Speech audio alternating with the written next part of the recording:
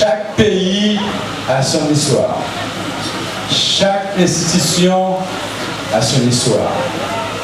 Chaque personne a également son histoire.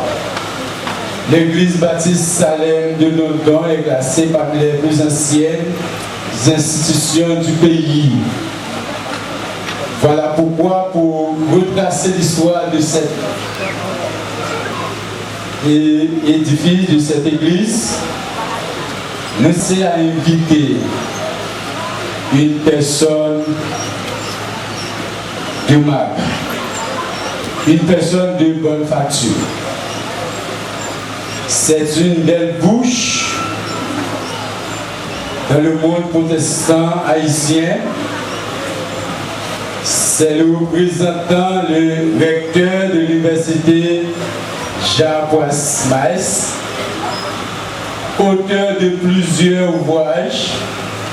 Il a été ancien ministre de l'Éducation nationale, professeur à l'université, pasteur docteur Charles Poisset-Romain. C'est à lui que revient le privilège ce matin, à l'occasion des 160 ans d'existence de l'église baptiste Salem de London. C'est à lui que revient en cette présente minute l'honneur de nous retrouver au microphone pour nous passer,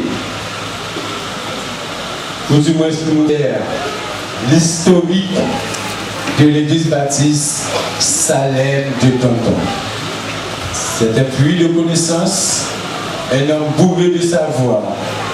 Il a plusieurs doctorats de pasteur roumain. Je vous prie de venir au microphone et vous présenter votre travail.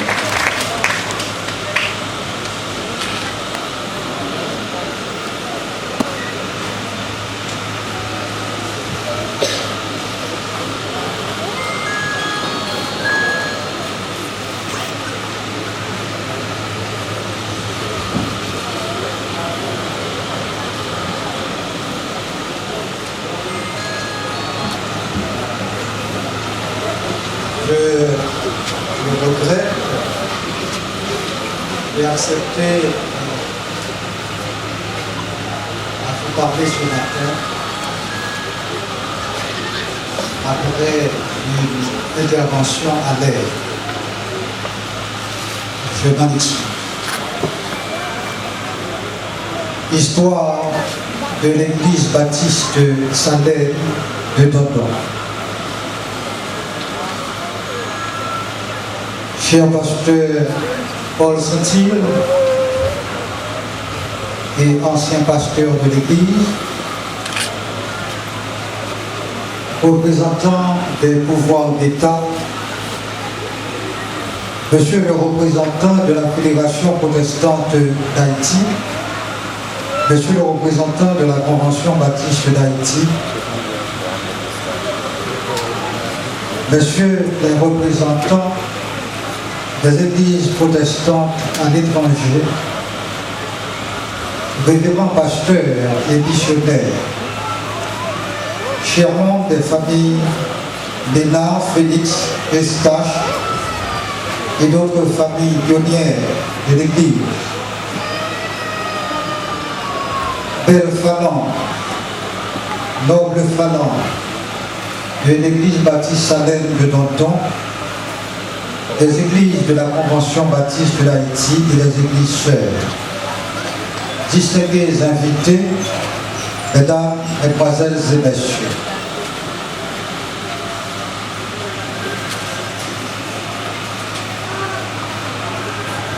En ce dimanche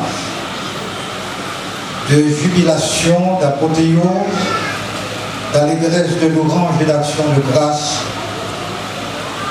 que les faveurs et les bénédictions divines surabondantes vous soient tous multipliées à vous et à vos familles. J'en prends l'occasion pour remercier le pasteur Paul Saint-Hilaire et ses collaborateurs de m'avoir invité à présenter l'historique de l'église baptiste Salem de Dondon ce matin. Je rends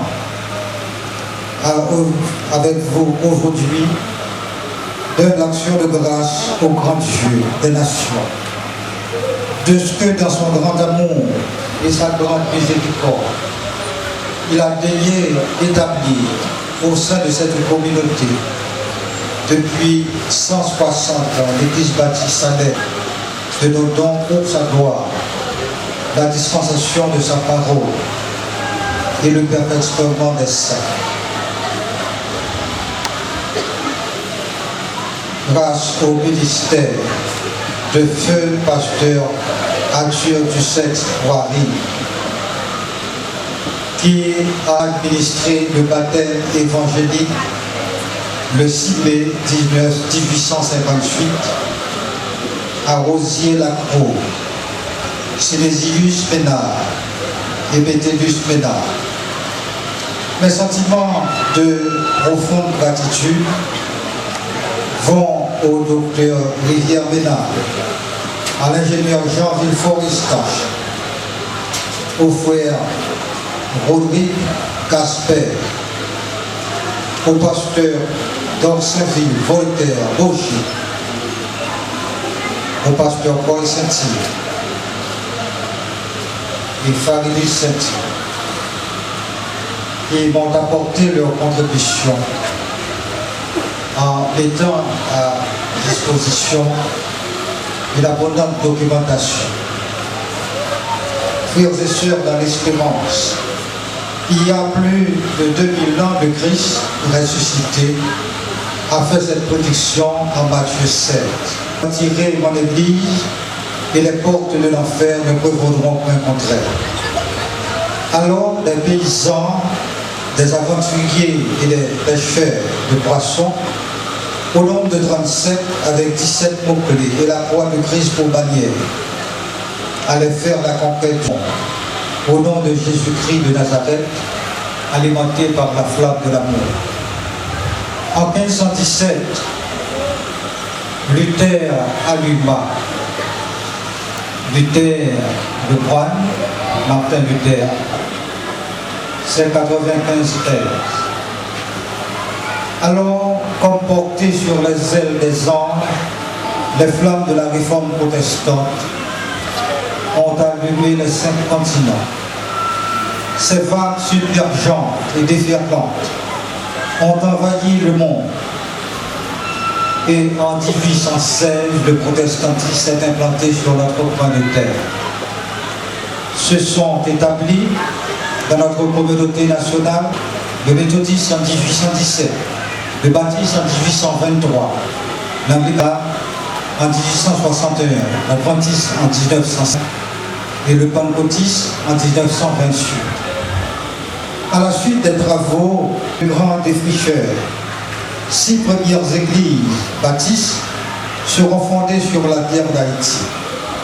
On retiendra l'église baptiste du Cap Haïtien en 1823 à l'initiative de Thomas Paul, congrégation qui allait refaire surface en 1854 avec Arthur Ducex-Boiry.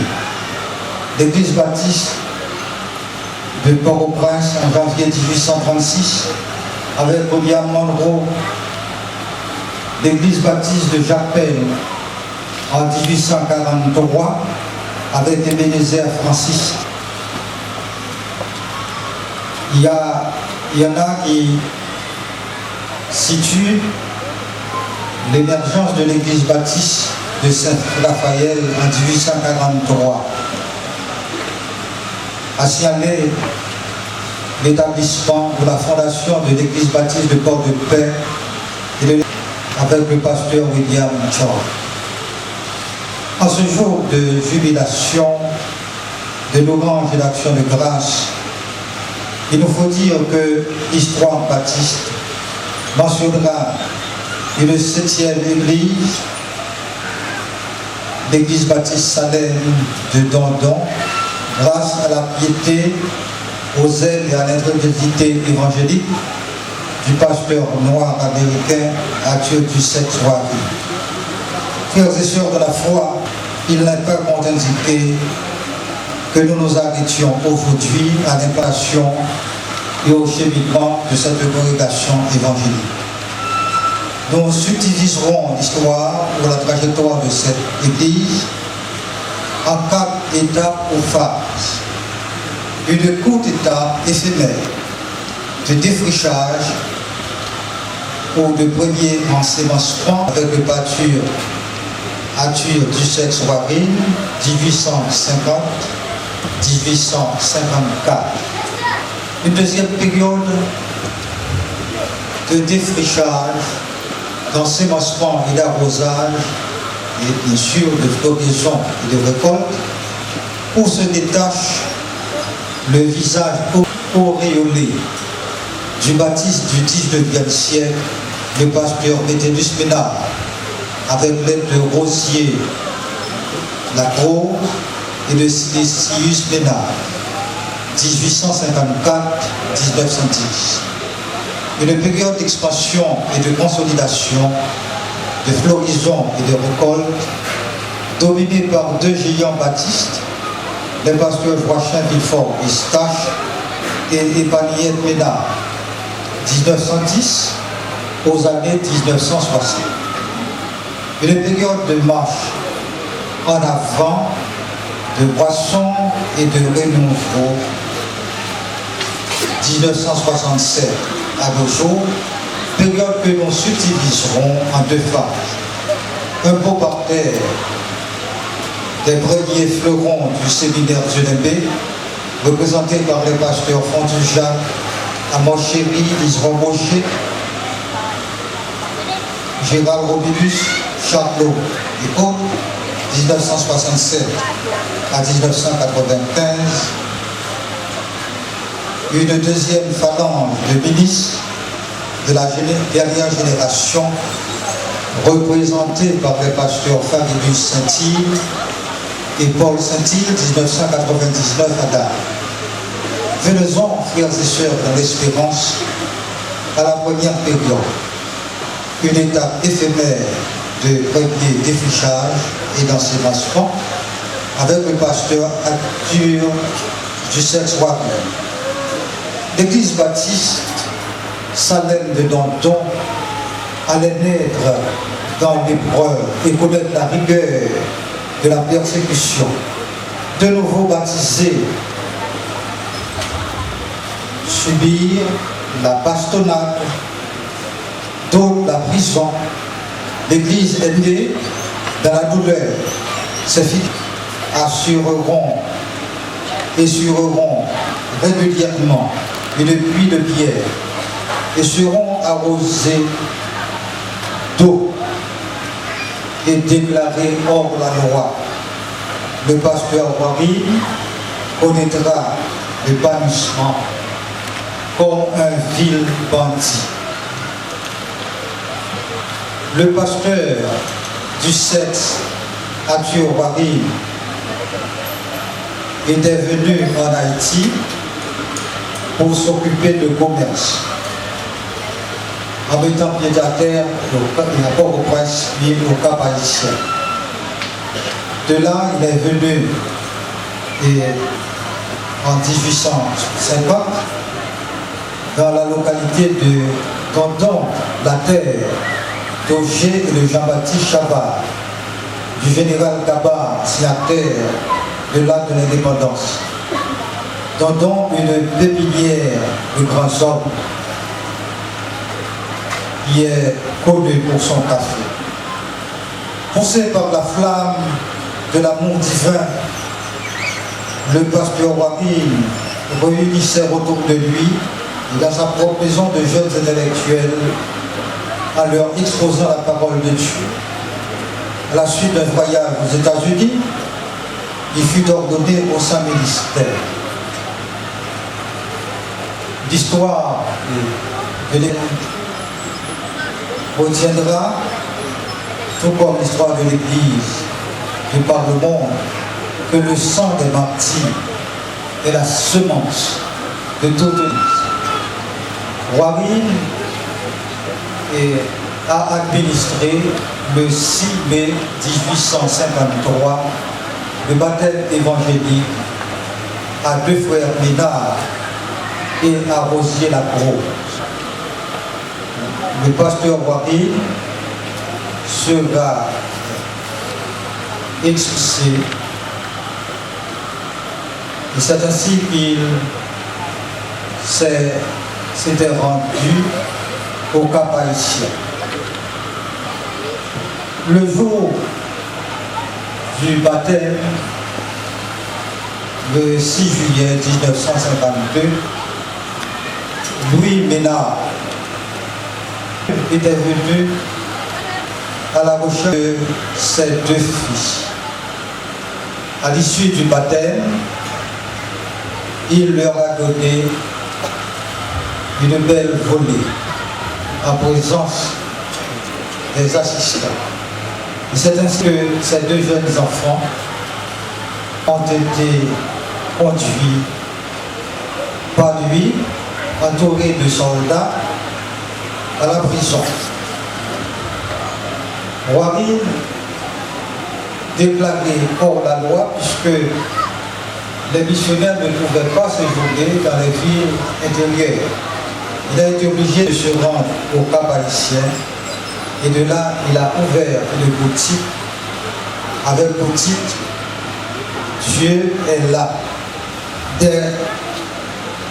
Certains nouveaux convertis au protestantisme ont été le rejoindre au Cap Haïtien. Il a revigoré la petite glaise baptiste au Cap Haïtien. Le pasteur Waril a été obligé de laisser le pays. À son départ, le grand Dieu a fait appel à deux jeunes néophytes, Rosier-la-Croix, Silésius Ménard et Métellus Ménard. Ont pris la desserte, la direction de l'Église, la responsabilité de la part de la petite communauté baptiste. Nommé juge de paix, tout jeune, Métellus Ménard a fondé l'église baptiste de Saint-Raphaël. Rosier-la-Croix, celle de la grande rivière du Nord. Au dire de certains historiens, Silésius s'occupait de Billon et un autre à Maïssa, tandis que Rosier-la-Croix aussi prenait soin de l'église baptiste Salem de Danton.